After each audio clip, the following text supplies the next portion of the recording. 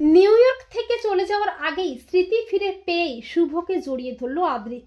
হ্যাঁ বন্ধুরা, আমরা এমনটাই দেখতে পাবো গৃহপ্রবেশ ধারাবাহিকের আগামী পর্বগুলোতে। শুভকে মনে মনে ভালোবেসে ফেলে আকাশ, এমনকি আকাশের মাও শুভকে তার ছেলের বউ করার জন্য শুভর সাথে দেখা করতে রায়বাড়িতে আসে।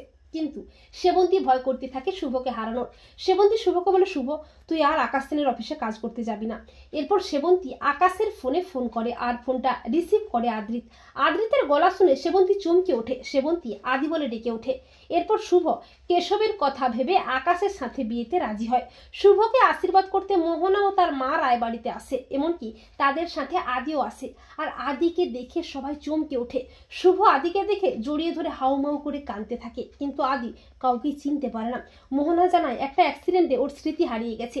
তা শুনে সবাই অবাক হয়ে যায়। আর শুভ আকাশের সাথে তার বিয়েটা ক্যান্সেল করে। শুভ বলে, আমাকে ক্ষমা করবেন আকাশবাবু, আমার পক্ষে এই বিয়েটা করা সম্ভব নয়।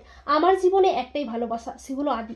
শুধুমাত্র কেশবের কথা ভেবে বিয়েতে রাজি হয়েছিলাম, তবে যেভাবেই হোক আদির স্মৃতি ফিরিয়ে আনতেই হবে। এরপর পরদিন আকাশ শুভকে জানায় আজকেই আদ্রিত মোহনার সাথে নিউ ইয়র্ক ছেড়ে কলকাতা ফিরে যাচ্ছে। তা শুনে শুভ অস্থির হয়ে তড়িঘড়ি করে ছুটে আসে আদির কাছে। শুভ বলে, আদি তোমার কি কিছুই মনে পড়ছে না? আমি তোমার শুভ, মশালা কুইন, আমাদের ছেলে আছে কেশব। কিন্তু আদি কিছুই মনে করতে পারে না। এরপর যখনই আদি ফ্লাইটে উঠবে করে, ঠিক তখনই আচমকা আদির অতীতের সমস্ত স্মৃতি মনে পড়ে যায়।